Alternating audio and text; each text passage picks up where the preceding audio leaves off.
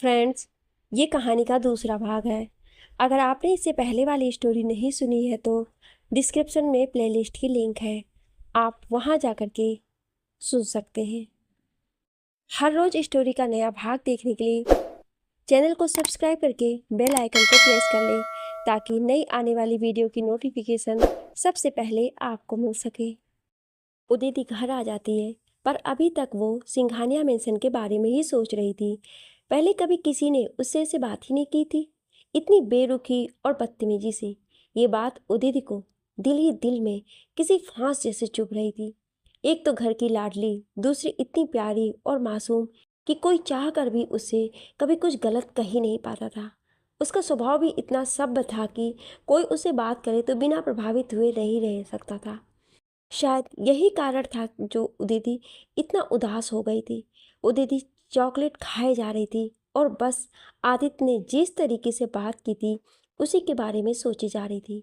उदिति को जब भी कोई टेंशन होती थी तो वो मीठा बहुत खाती थी और आज तो उसने 4 पैकेट ख़त्म कर दिए।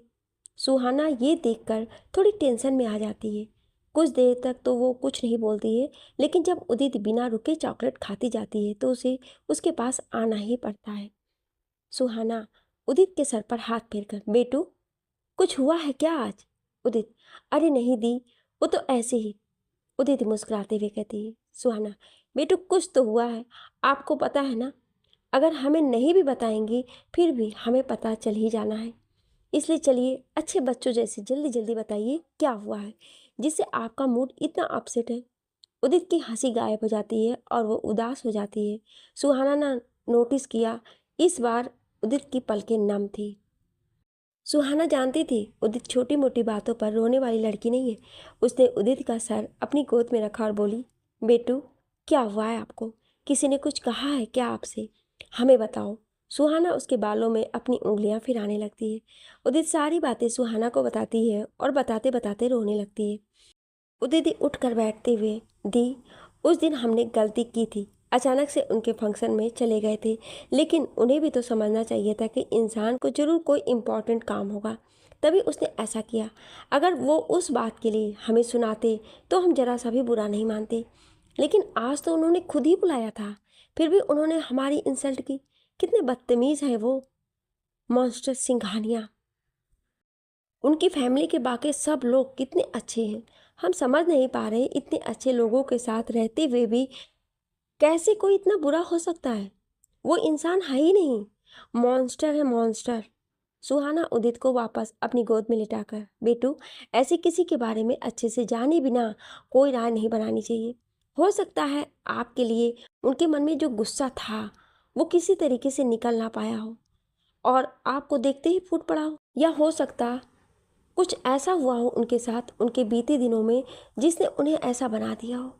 जैसा कि आप कह रही हैं कि उनके घर में सब अच्छे हैं, तो ये भी हो सकता है कि वो खुद भी अच्छे हो लेकिन खुद को बुरा दिखाते हो। अब आप ये मीठा खाना बंद करके खाना खा लेंगी तो शायद आपका दिमाग खुद काम करने लगे, वरना ये ऐसे ही फालतू की बातों को सोचता रहेगा और आपके इत्तू से सर में सर दर्द होने लगेगा। ओ दीदी, कितनी अच्छी हो आप। काश हर कोई आप जैसा होता, अच्छे से हर चीज़ समझाने वाला। आप हर बात के पॉइंट्स को इतने अच्छे से बताते हो, चाहे फिर वो निगेटिव हो या पॉजिटिव। आप ठीक कह रही हैं। चलिए खाना खा लेते हैं, वरना बुआ जी अभी शुरू हो जाएंगी और फिर उन्हें आप भी नहीं समझा पाओगी। दोनों खाना खाने आती हैं। आज उदित ज़्यादा नहीं बोलती है, बस चुपचाप खाना खाती रहती है। तो बुआ जी सुहाना से पूछती है, सुहाना बिटिया का हुआ है तूफान मेल को, ऐसे चुप चुप काहे लगी रही है? सुहाना, कुछ नहीं बुआ, बस थोड़ा सर दर्द कर रहा है। बुआ, बिटिया जितना मीठा ई खाती है ना, सर दर्द का तो पता नहीं, पर दांत दर्द जरूर हो जाएगा। सब हंसने लगते हैं। उधर सिंघानिया मेंशन में नीरो कमरे में आते हुए, आदित्य तुझे उनसे ऐसे बात नहीं करनी चाहिए थी। आदित्य, उनसे किनसे? देश के प्राइम मिनिस्टर से या प्रेसिडेंट से? नीरो, तुझे पता है मैं किसकी बात कर रहा हूँ?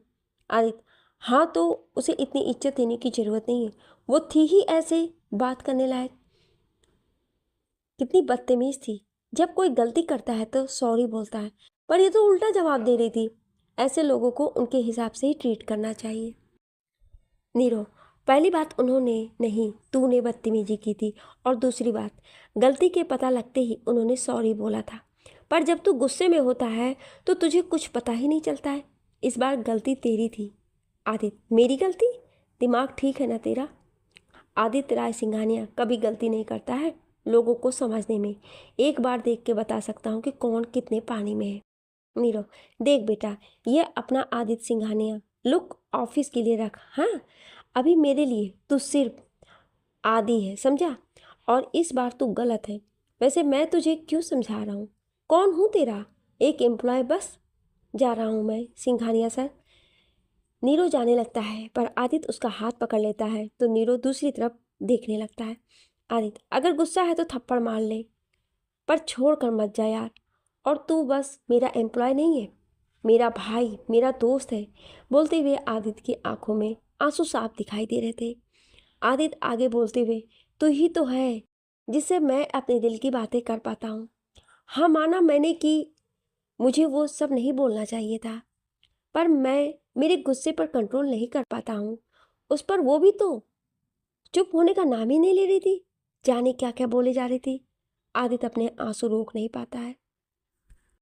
नीरो, जो अब तक चुप होकर सारी बातें सुन रहा था, आदि को ऐसे देखकर उससे रहा नहीं जाता है।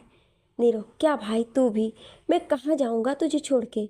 पता है मुझे कि तू गुस्से पर कंट्रोल नहीं कर पाता है, और ये भी कि तू सॉरी होगा भी तो भी नहीं बोल पाएगा। चल मैं बोल दूंगा तेरी तरफ से। चल अब आंसू पोंछ ले, वरना अगर किसी ने देखा तो क्या बोलेगा। आदित्य राय सिंघानिया रोता भी है। ये सीक्रेट सिर्फ तेरा मेरा सीक्रेट है। दोनों हंसने लग जाते हैं। नीरो, वैसे वो है कितनी प्यारी, और नाम क्या था उनका?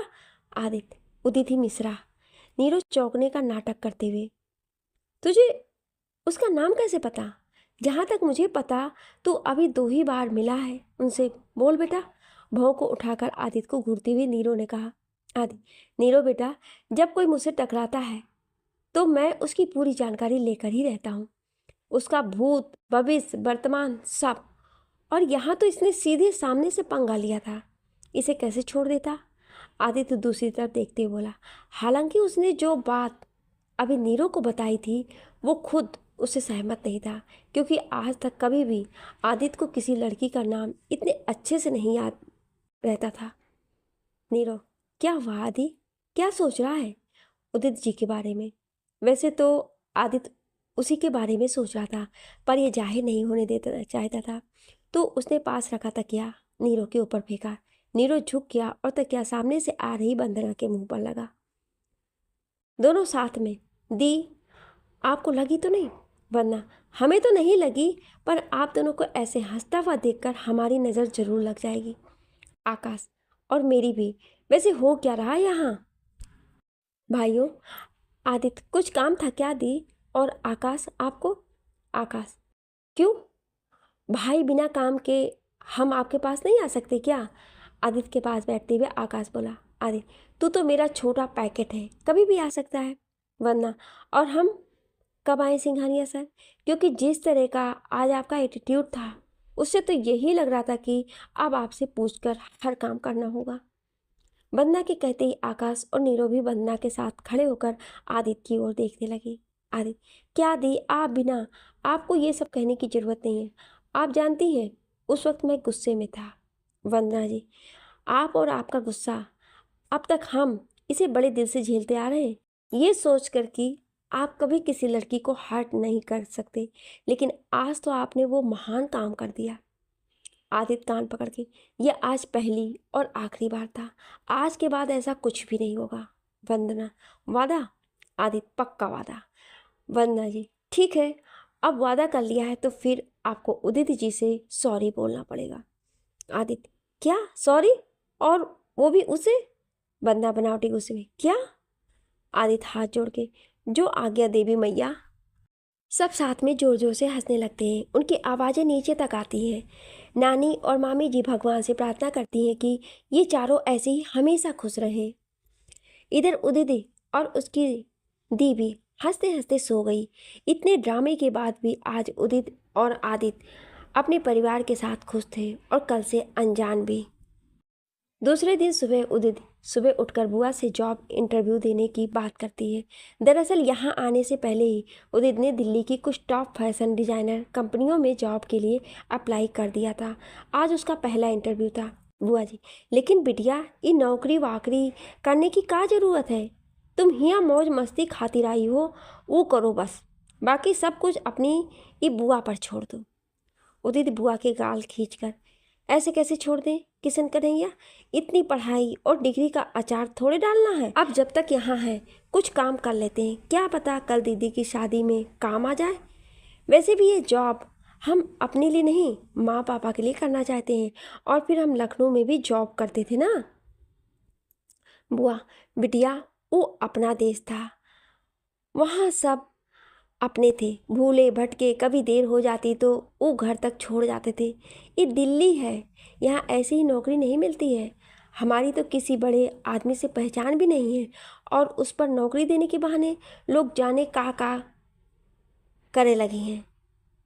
उदित, जानते हैं बुआ, यहाँ बिना कनेक्शन के जॉब नहीं मिलती है। लेकिन हम जहाँ इंटरव्यू देने जा रहे हैं वहाँ किसी ऐसे को जानते हैं जो हमारी हेल्प कर सकता है। बुआ, 21 दिन में ऐसी कौन सी पहचान हो गई यहाँ तुम्हारी बिटिया? उदित, कल जिनके यहाँ साड़ियों का ऑर्डर देने गए थे ना, वहाँ हमें नीरज जी मिले थे। बहुत बड़े मैनेजर हैं, यहाँ की सारी कंपनियों के बारे में जानते हैं। कहीं ना कहीं तो बात पक्की कर ही देंगे। बुआ जी, लेकिन कबहू कोनो और डिमांड करे लगा तो? उदित, अरे बुआ, वो बहुत अच्छे इंसान है, बिल्कुल तुम्हारे किशन कन्हैया जैसे। बुआ, हट पगले, तुम किशन कन्हैया का जोड़ इन आदमियों से लगा रही हो, खुद तो पाप कर रही हो, हमको भी इसका भागी बना रही हो। किसी तरह नीरो का नंबर पता करती है और उसे कॉल करती है। उदित, क्या हम नीरो सिंघानिया से बात कर रहे हैं? नीरो, जी। अब आपने नीरो को कॉल किया है तो उन्हीं से बात करेंगी ना। उदित, हम उदित बोल रहे हैं, याद है आपको, कल हम आपके घर आए थे। नीरो अपनी खुशी को छिपाते हुए, अरे आपका नाम ही काफ़ी है उदित जी, आपको कैसे भूल सकते हैं हम? और कल के बाद से तो पूरे घर को सिर्फ आप ही याद है। उदित, धन्यवाद, वैसे हमें आपसे कुछ काम था। नीरो, ये तो हमारी खुशकिस्मती है कि हम आपके काम आए। वैसे क्या काम था?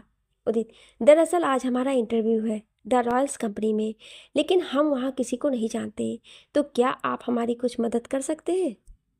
नीरो, ये तो वही बात हो गई कि मंदिर के बाहर खड़े होकर पुजारी से पूछ रहे हो कि प्रसाद मिलेगा या नहीं। उदित, हम समझे नहीं, आप क्या कह रहे हैं? नीरो, अरे भाई, द रॉयल्स हमारी ही कंपनी है, बस आप एक बार यहाँ आ जाइए, समझ लीजिए आपकी जॉब पक्की। वैसे भी हमारे यहाँ सेक्रेटरी की पोस्ट खाली है, अगर आपको सही लगे तो ये हमारे लिए बड़ी अच्छी बात होगी। नीरो मन ही मन में सोच लेता है कि यहाँ ऑफिस में रहने से उदित आदित्य के ज़्यादा से ज़्यादा करीब रह सकती है। उदित आदित्य के बारे में सोचने लगती है कि जिस शख्स ने घर में कदम रखने पर इतना हंगामा किया था, ऑफिस जाने पर तो वो मार ही डालेगा। नीरो ने जब उदित को सोच में डूबा देखा तो बोला, आप आदित्य के बारे में मत सोचिए, वैसे भी उसका ऑफिस और आपका डिपार्टमेंट अलग होगा, आपका उससे मिलना जल्दी नहीं होगा। उदित, लेकिन अगर कभी हुआ तो? नीरो, तो क्या आप उनसे कम हैं क्या? वो क्या कहीं के लॉर्ड गवर्नर हैं जो आप पर हुक्म चलाते रहेंगे? आप उसकी कंपनी में काम करेंगी बस। और फिर एक बात बताइए, आप उससे डरती हैं क्या? मुझे तो लगता है उसे सबक सिखाने के लिए आपको यहाँ ज़रूर होना चाहिए। ये ज़रूर माता रानी का इशारा है कि आप उनकी अकड़ तोड़ें। आपको याद है कल उन्होंने आपके साथ कैसा बिहेवियर किया था? नीरो उदित को उकसाने का काम कर रहा था और अब ये तरीका काम भी कर गया था। उदित, सही कहा आपने, हम उन जैसे बदतमीज से क्यों डरें? वैसे भी उन्हें सबक सिखाने की ज़रूरत है, तो क्यों ना ये नेक काम हम ही करें। अपनी योजना को कंप्लीट होते देख नीरो खुश हो जाता है। उसने उदित से कहा, तो ठीक है, 1:30 बजे आ जाइए ऑफिस। उदित, ठीक है, हम आ जाएंगे। उदित दही शक्कर खाकर इंटरव्यू के लिए निकल जाती है। द रॉयल्स कंपनी पहुंचकर वो नीरो को फ़ोन करती है। मन ही मन वो घबरा रही है कि गलती से भी उसकी मुलाकात कहीं मॉन्स्टर सिंघानिया से ना हो जाए। नीरो वेटिंग रूम में आकर उदित को बैठे देखता है। वो उसका वेलकम करता है और फिर सब कुछ समझाकर इंटरव्यू रूम तक छोड़ कर आता है। इंटरव्यू लगभग आधे घंटे चलता है। इंटरव्यू कंप्लीट करके उदित बाहर आती है। वो बहुत टेंशन में रहती है कि उसका सिलेक्शन होगा भी या नहीं। नीरो उसकी इस बेचैनी को भांप कर कहता है, आप चिंता ना करें, इंटरव्यू में तो आपको ही सिलेक्ट होना है। नीरो अपने मन में, क्योंकि इसके सारे इंतजाम मैंने पहले ही कर दिए हैं। दरअसल नीरो ने पहले इंटरव्यू को कॉल कर दिया था कि ये जॉब उदित को ही देनी है। थोड़ी देर बाद रिजल्ट आता है और उदित को सेक्रेटरी के तौर पर चुन लिया जाता है। नीरो, मुबारक हो, तुम कल से ऑफिस ज्वाइन कर सकती हो या चाहे तो अभी से। उदित, पहली बात तो धन्यवाद, यह आपकी हेल्प के बिना नहीं हो पाता, और दूसरे हम अभी से ही काम शुरू करना चाहते हैं। नीरो, ठीक है, ऊपर जाकर जो फर्स्ट केबिन है वही तुम्हारे बॉस का केबिन है। नीरो अपने केबिन की तरफ इशारा करके कहता है, वैसे तुम कर तो लोगी ना? उदित, हाँ बिल्कुल। उदित ने हाँ तो बोल दिया था, पर वो डर भी रही थी कहीं उसका बॉस मॉन्स्टर सिंघानिया ही ना हो। वैसे भी ऑफिस तो उसी का था। सोचते सोचते उदित नीरो के केबिन के बजाय आदित्य के केबिन में लॉक कर देती है। उदित, मे आई कम इन सर? आदित्य, यस कम इन। आदित्य जैसे ही सर उठाता है वहां उदित को वहां देखकर चौंक जाता है। आदित्य, तुम यहाँ? उदित, आप? आदित्य अपने केबिन में उदित को देखकर वापस चौंक जाता है। उसे समझ ही नहीं आता कि यह ऑफिस में क्या कर रही है। एक बार वो खुद के सर को झटक कर वापस फिर से उदित के चेहरे की ओर देखता है। कहीं ना कहीं उसके दिमाग में ये बात आती है कि क्या उदित सच में उसके केबिन में है या ये सिर्फ उसकी एक इमेजिनेशन है। तभी उदित ही बोलती है, उदित सर, मैं Udit Mishra. I am so sorry sir, actually मैं गलती से आपके केबिन में आ गई थी। दरअसल मुझे आपके जस्ट पास वाले केबिन में जाना था। आदित्य अपने माथे पर उंगली रखकर खुद को शांत रखने की कोशिश करते हुए, गलती से आपका क्या मतलब है मिस मिश्रा? ये क्या कोई पार्क है जो तुम गलती से आ गई? उदित, नहीं सर, वो हम। उदित की आवाज़ लगभग गायब हो गई थी। आदित्य, हम वो क्या? हाँ, वैसे तो हर बात का जवाब होता है तुम्हारे पास, तो फिर अभी क्या हो गया? उदित सारी हिम्मत इकट्ठी करके, सर, हमने आज ही आपका ऑफिस एज सेक्रेटरी ज्वाइन किया है। हमें बॉस के केबिन में जाना था, पर फर्स्ट टाइम है इसलिए गलत केबिन में आ गए। आई am so sorry sir. Aditya लगभग उठते हुए, व्हाट द हेल, तुम्हें किसने अपॉइंट किया? आदित्य नीचे रिसेप्शन पर फोन करता है, quickly send Nero to my cabin. Receptionist ने नीरो के पास ये मैसेज पहुंचाया और नीरो भागता हुआ आदित्य की केबिन की तरफ आया, क्योंकि उसे पता था कि जरूर उदित ने कोई गलती कर दी है। अगले ही पल नीरो आदित्य की केबिन में था, हाँफते हुए, क्योंकि वह 4 फ्लोर सीढ़ियों से जो आया था। Nero, yes sir. Aditya, mister Nero, आपने मिस मिश्रा को किस डिपार्टमेंट के लिए अपॉइंट किया है? नीरो, सर, सेक्रेटरी की पोस्ट के लिए। आदित्य, मिस्टर नीरो, ऑफिस में जहाँ तक मुझे पता है 3 डिपार्टमेंट में सेक्रेटरी की ज़रूरत थी, तो मिस मिश्रा किस बॉस के अंडर है? नीरो, सर, मेरे अंडर। आदित्य कुछ सोचते हुए, नीरो, मिस मिश्रा को अभी मेरे सेक्रेटरी के लिए अपॉइंट कीजिए। नीरो आदित्य को घूरते, but sir, how can possible? इस पोस्ट के लिए हायर स्टडीज़ और एक्सपीरियंस की ज़रूरत है, but miss Mishra freshers, so how can? Adit, according to me, the strongest and first skill of a secretary is his communication skill, and Miss Mishra is excellent in this skill. So do as you are told. उदित, जो अभी तक चुपचाप खड़ी थी, जब उसने ये सुना कि वो मास्टर सिंघानिया के अंडर काम करने वाली है, तो उसने ये जॉब ना करने का मन बना लिया। Udit, I am sorry sir, but मैं आपके अंडर काम नहीं करना चाहती, so I resign my job. Aditya मुस्कुराते हुए, तुम्हारे सॉरी और रिजाइन दोनों वेस्ट हैं, क्योंकि अब तुम 3 महीने के पहले ये जॉब ड्रॉप नहीं कर सकती। आदित्य ने उदित का चेहरा देखा, जो डर की वजह से सुर्ख और लाल हो चुका था। उसने आगे बोलते हुए, शायद ज्वाइनिंग कॉन्ट्रैक्ट ठीक से पढ़ा नहीं तुमने। ये कंपनी 3 महीने का बॉन्ड साइन करवाती है, तो तुम्हारी मर्जी हो या ना हो, तुम्हें अब ये जॉब करनी होगी। ये सब बोलते हुए आदित्य के चेहरे पर एक खुशी थी, जैसे उसे वो खिलौना मिल गया हो जिसे वो तोड़ना चाहता है। Nero, but sir. Aditya, no but, तुमसे जितना कहा गया उतना करो। नीरो के पास अब कोई ऑप्शन नहीं था। उसने सर झुकाकर कहा, ओके सर। मिस मिश्रा आइए, मैं आपको सर का काम समझा देता हूँ। उदित उदास होकर, जी सर। उदित और नीरो आदित्य के केबिन से बाहर आते हैं। नीरव, आपको क्या ज़रूरत थी आदित्य के केबिन में जाने की? एक बार, कम से कम एक बार तो सर उठाकर नेम प्लेट पढ़ लेती आप। नीरू को इस वक्त उदित पर गुस्सा आ रहा था, और उदित को खुद की किस्मत पर। उदित मन ही मन में, ये मॉन्स्टर सिंघानिया जब से हमारी ज़िंदगी में आए हैं सब बुरा ही बुरा हो रहा है। पनौती कहीं के, इनके रहते कुछ सही भी हो सकता है क्या? ना बात करने का सलीका और ना ही तहजीब। लगता नहीं इनकी माँ ने इन्हें कुछ सिखाया होगा, तभी तो हुक्म ऐसे चलाते जैसे शहंशाह सिंघानिया हूँ। हे माता रानी, अब हमारा क्या होगा? बहुत बोलते हैं ना दी को कि हमसे खुश रहना सीखे, इसी की सज़ा मिली है हमें। अब आज से खुशियाँ हमसे कोसों दूर भागेगी। आप क्या कहेंगे हम दी से? हम अच्छे से जानते हैं ये सिक्योरिटी का नाटक पक्का इन्होंने जानबूझकर किया है, हमें परेशान करने के लिए।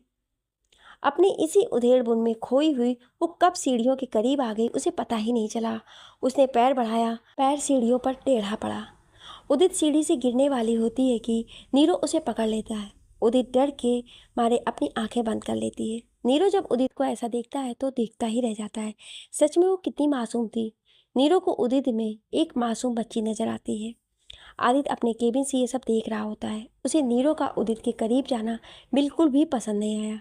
उसने जब दोनों को ऐसे देखा तो उसे बेहद गुस्सा आया, जबकि इसकी वजह वो खुद भी नहीं जानता। ऐसा नहीं था कि उसे नीरू से कोई जलन थी, पर पता नहीं क्यों उदित को किसी और के साथ ऐसे देखकर उसे अच्छा नहीं लगा। उसे उदित पहली नज़र में ही अच्छी लगी थी, खासकर उसके आगे बिना किसी डर के बोलना। वो अब तक कई लड़कियों से मिला था, लेकिन हर किसी ने सिर्फ उसका पैसा देखा था। वो आदित्य के करीब रहना चाहती थी क्योंकि वो अमीर था, लेकिन उदित अलग थी। ये जानने के बाद भी कि वो आदित्य राय सिंघानिया है, उसने गिव अप नहीं किया और पूरी हिम्मत से टिकी रही। हाँ, उदित ने आदित्य की इंसल्ट की थी, ये बात उसके मेन ईगो पर लगी थी, इसलिए वो उसके साथ ऐसा बिहेव कर रहा था। उदित को अपनी सेक्रेटरी की जॉब भी उसने उसे अपने पास रखने के लिए ही दी थी, बस ये बात उसका ईगो नहीं मान रहा था। आदित्य, मिस मिश्रा को आज के इवेंट की फाइल लेके मेरे केबिन में आने को कहो। नीरू उदित से हंसते हुए, इतनी बहादुर हो तो डर से आंख क्यों बंद कर ली? कभी कभी खतरों का सामना करना चाहिए। उदित, बहादुर तो हैं, पर आजकल हमारे साथ हाथ से ज़्यादा होने लगे हैं। उदित आदित्य की केबिन की तरफ देख कर कहती, और दूसरी बात, हमें ऊंचाई और अंधेरे से डर लगता है। दोनों हंसने लगते हैं। तभी रेनी, ऑफिस की रिसेप्शनिस्ट, मैम आपको सर ने अभी केबिन में बुलाया है। नीरू, जाइए मिस मिश्रा, आपके बॉस ने आपको याद किया है। उदित, हाँ, कोई नया ताना याद आ गया होगा उन्हें, इसलिए हमें बुलाया है। कहते हुए उदित रेनी से फाइल लेती है और आदित्य के केबिन में जाती है। उदित, मैं कम इन सर? आदित्य, यस कम इन। सो मिस मिश्रा, आपको अभी द्वारकापुरी के पास वाले ऑफिस जाना है, जहाँ कल इवेंट होने वाला है। वहाँ के अरेंजमेंट करने हैं, और हाँ, उसके पास एक बिल्डिंग है जो नए ऑफिस के लिए तैयारी की जा रही है, तो वहाँ मेरे केबिन में आपको सारी चीज़ें ठीक से रखवानी है। Okay miss Mishra. आदित्य ने घड़ी की तरफ देखा तो 4 बज रहे थे। फर्स्ट डे ज्वाइनर के लिए ये काम ज़्यादा था, पर आदित्य का गुस्सा अभी उसे कुछ भी सोचने नहीं दे रहा था। उदित अभी वहीं खड़े होकर घंटे काउंट कर रही थी कि आदित्य ने उसे देखकर कहा, अगर यहाँ से हिली तो शायद काम भी जल्दी हो जाए। उदित नीचे आती है। उसे उतरे चेहरे के साथ नीचे आते देख नीरू अपने केबिन से निकलकर उसके पास आता है। नीरू, क्या हुआ? फिर से कुछ कहा उसने? उदित ने नीरू को सारी बातें बताई जो आदित्य ने उसे करने को कहा था। नीरू मन में, इसका कुछ ज़्यादा ही हो रहा है। जानता है वो यहाँ नई है, फिर भी इतना काम दे दिया कि 7 बजे के पहले ख़त्म नहीं होगा। इसने दी से वादा किया था, फिर भी ऐसी हरकतें कर रहा है। इसकी तो आज घर पहुँचकर बताता हूँ। उसने उदित की ओर देखा जो भारी मन से ऑफिस के बाहर जा रही थी। नीरू भागकर उसके पास आया और बोला, आप वहाँ जाएंगे कैसे? उदित, एड्रेस गूगल बाबा बताएंगे और पहुँचाएंगे ऑटो वाले भैया। अब बिना देखे कॉन्ट्रैक्ट साइन किया है तो ये तो करना ही पड़ेगा। फूटी किस्मत मेरी। नीरू, क्यों ना मैं आपको छोड़ दूँ? अभी ऑटो ढूंढने में बेवजह टाइम वेस्ट होगा। उदित, तब तो आपसे अच्छा कोई नहीं है, शुक्रिया आपका। नीरू कार का गेट खोलकर, अभी और भी मौके मिलेंगे, आपको मेरी तारीफ करने और शुक्रिया अदा करने की, इसलिए अभी ये रहने दीजिए। कुछ ही देर में दोनों इवेंट वाली जगह पर पहुंच जाते हैं। नीरो उदित के साथ उतरकर वहां की कई चीज़ों को करने में उसकी मदद करता है। तभी नीरो को किसी का कॉल आता है। वो उससे बात करता है और फिर उदित के पास आता है। नीरो, उदित, मुझे अभी जाना होगा, लेकिन जब आपका काम पूरा हो जाए तो मुझे एक कॉल कर लीजिएगा, मैं आ जाऊंगा। उदित, ठीक है, आप आराम से जाइए। नीरो चला जाता है। इधर उदित सारे अरेंजमेंट करवा के वर्करों को घर भेज देती है और खुद उस बिल्डिंग में जाकर आदित्य के ऑफिस की चीज़ों को सही से लगाने लगती है। आदित्य अभी भी ऑफिस में बैठा है। उसने उदित को वहां भेज तो दिया था, पर उसे कुछ अच्छा नहीं लग रहा था। घड़ी में रात के 9:30 हो रहे थे। वो उदित के पास फ़ोन करने के लिए अपना फ़ोन उठाया है, लेकिन तभी उसे याद आता है कि उसके पास तो उसका नंबर ही नहीं है। आदित्य अपने मन में, जरूर नीरो के पास मिस मिश्रा का नंबर होगा, आखिर दोनों में अच्छी खासी दोस्ती हो गई है। मैं उसे फ़ोन करके पूछने को कहता हूँ कि मिस मिश्रा घर पहुँची या नहीं। अभी उसने नीरो का नंबर डायल ही किया था कि उसे फ़ोन की आवाज़ सुनाई देती है। आदित्य टेबल पर रखे फ़ोन को उठाकर देखता है। उसे याद नहीं आता ये फ़ोन किसका है, क्योंकि उसके ऑफिस में तो किसी के पास भी इस मॉडल का फ़ोन नहीं है। तभी उसका ध्यान उदिति पर जाता है। आदित्य, शायद ये मिस मिश्रा का है, हो सकता है फ़ोन भूल गई हो और चेक करने के लिए कॉल कर रही हो। आदित्य फ़ोन पिक करके, हाँ मिस मिश्रा। फ़ोन की दूसरी तरफ से सुहाना की आवाज़ आती है। आप कौन? उदित कहाँ है इस वक्त? आदित्य, मैं आदित्य राय सिंघानिया। और उदित कहाँ है से आपका क्या मतलब है? क्या वो अभी तक घर नहीं पहुंची? सुहाना, जी नहीं, वो अभी तक घर नहीं आई है। इतनी रात तक कौन ऑफिस वर्क कराता है अपने क्लाइंट से?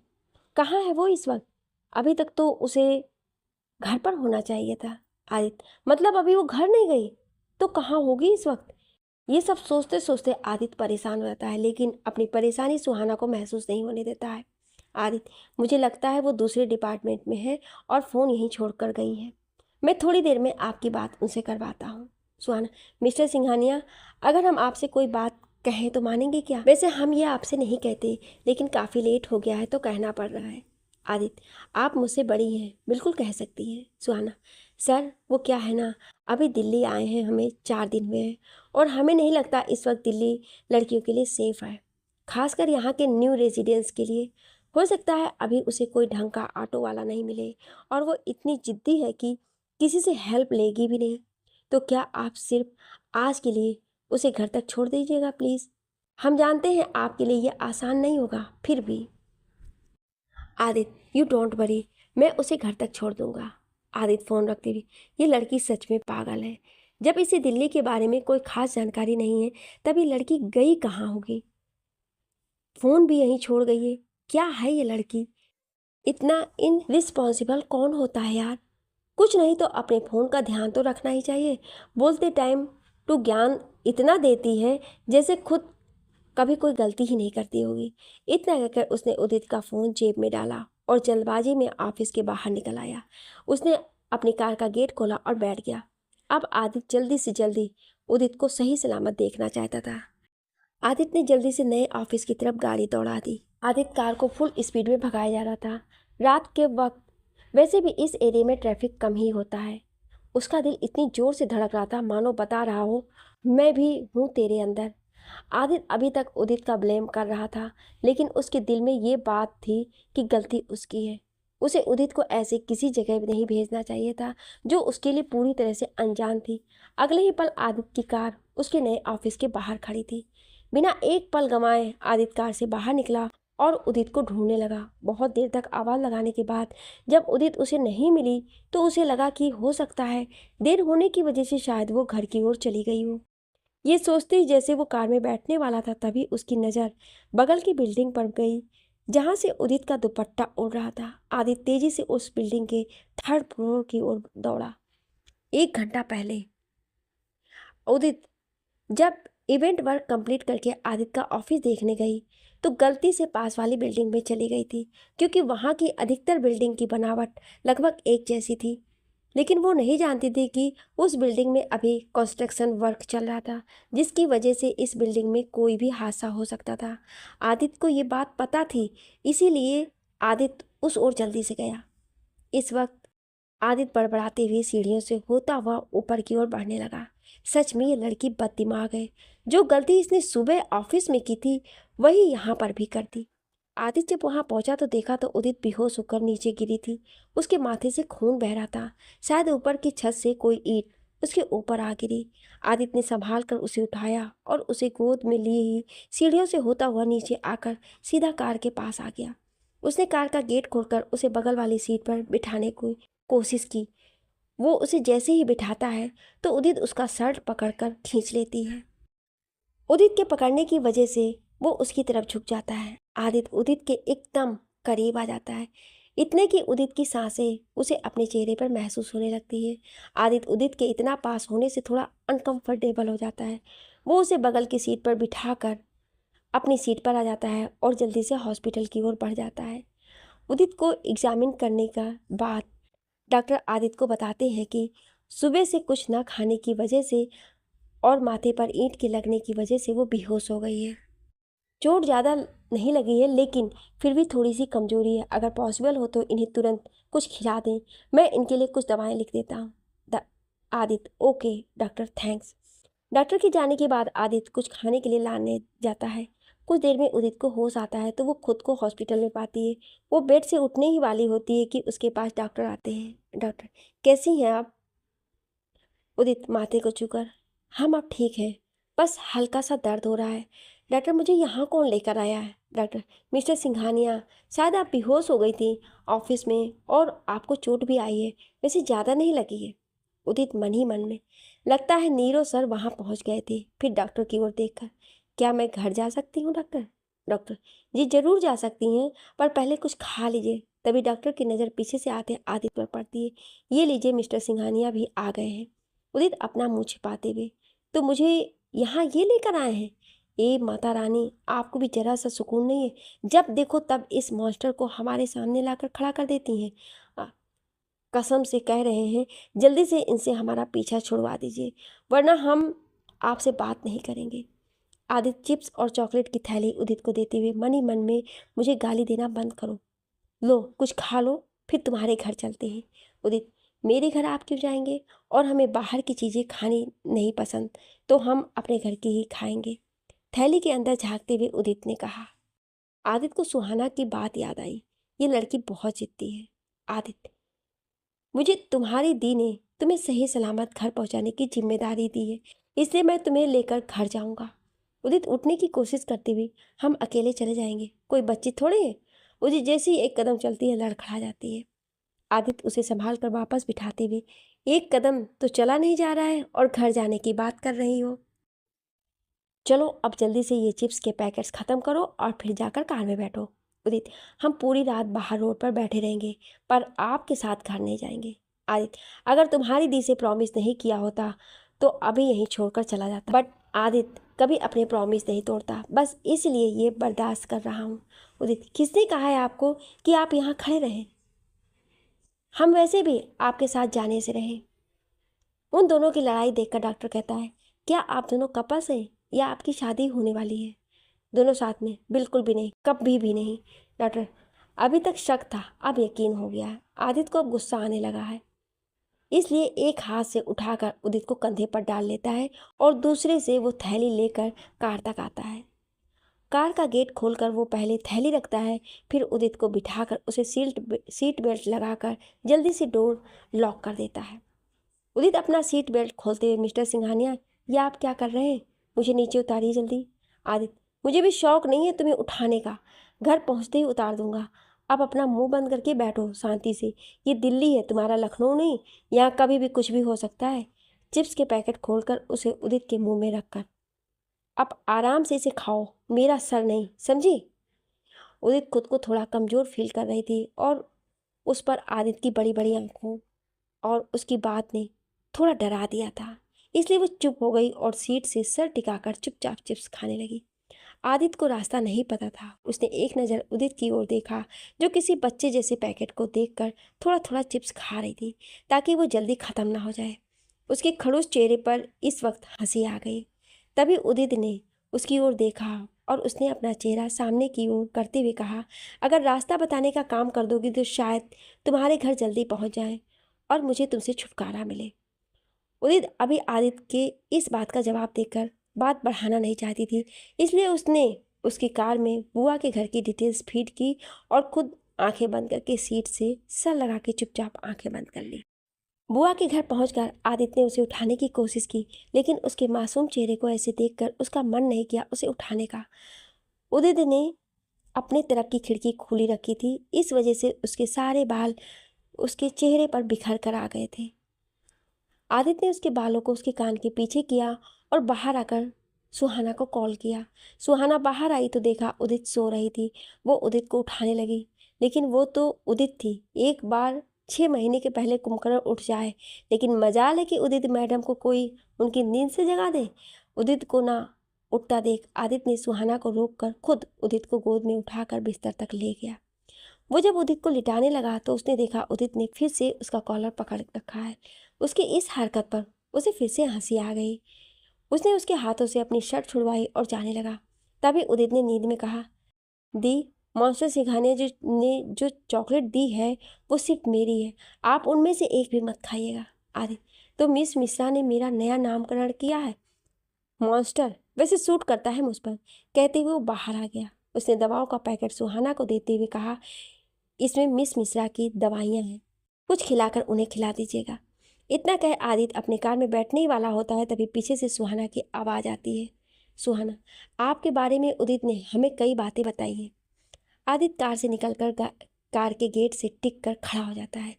अगर इसने बताई होगी तो अच्छी बातें तो नहीं बताई होगी।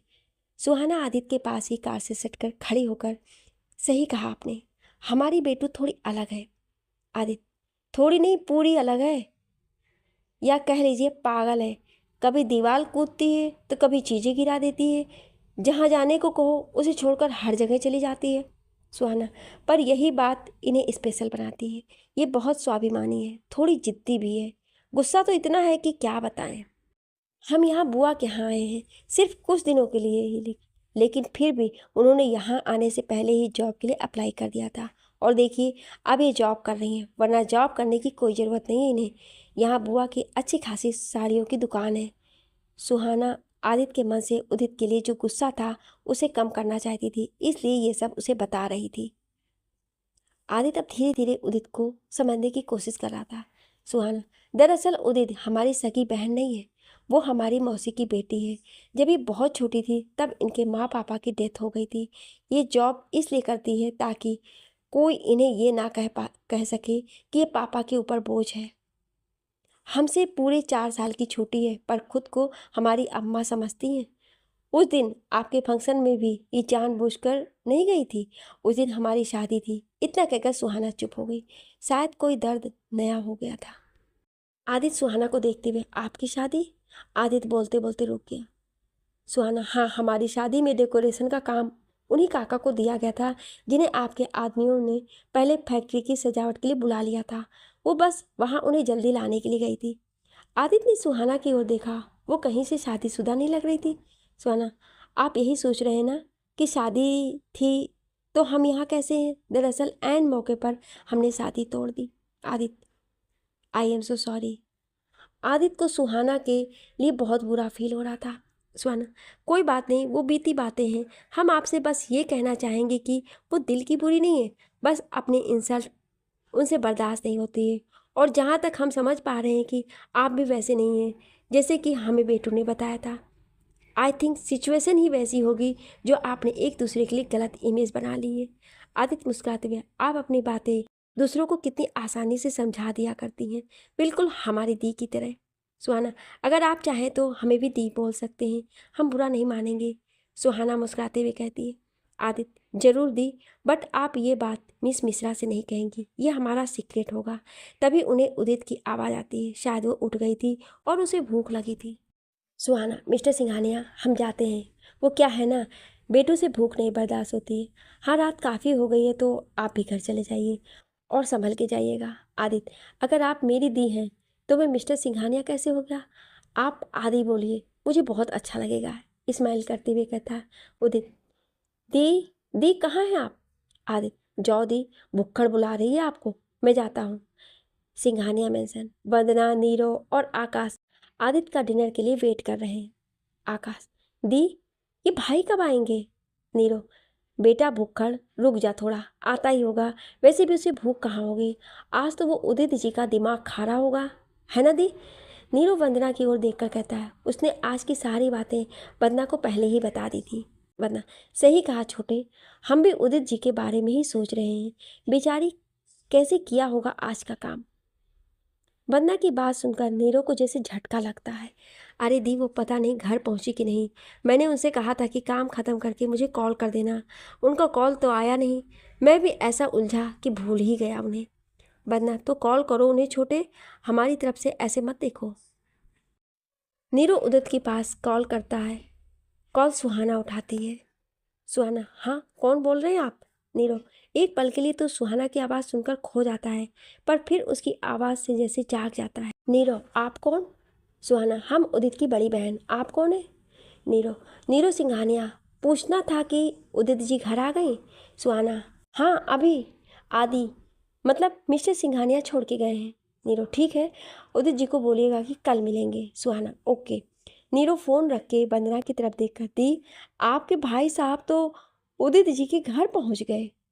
वंदना शौक हुआ, क्या बात कर रहे हो छोटे, आदि वो भी सीधे उदित जी के घर? नीरव, अभी तो बताया दी, यही बात कर रहे हैं। वंदना कुशन से नीरव को मारते हुए, मजाक नहीं छोटे, सच बताओ क्या बात है, क्या कहा उदित जी ने? नीरव, फोन उदित जी ने नहीं, उनकी बहन ने उठाया था। ये कहकर नीरव वंदना को सुहाना से की हुई बातें बताता है। वंदना सोचते हुए, हाँ छोटे छोड़ने तो गए थे, पर क्यों? तभी आकाश बोलता है, कुछ तो गड़बड़ है दीदी। नीरव, ये इंस्पेक्टर प्रदुम बनना बंद कर, समझा? आकाश मुंह पे उंगली रखते हुए, ओके सॉरी बड़े भैया। तभी आदित्य की कार की आवाज़ आती है तो नीरव कहता है कि आप लोग टेंशन ना लो, रिपोर्टर नीरव कुछ देर में सारा समाचार बताएंगे। तभी आदित्य घर में आता है। आगे की कहानी जानने के लिए सुनिए अगले भाग में। क्या आप अगला भाग सुनना चाहते हैं? तो कमेंट में यस जरूर लिखिएगा। Thank you.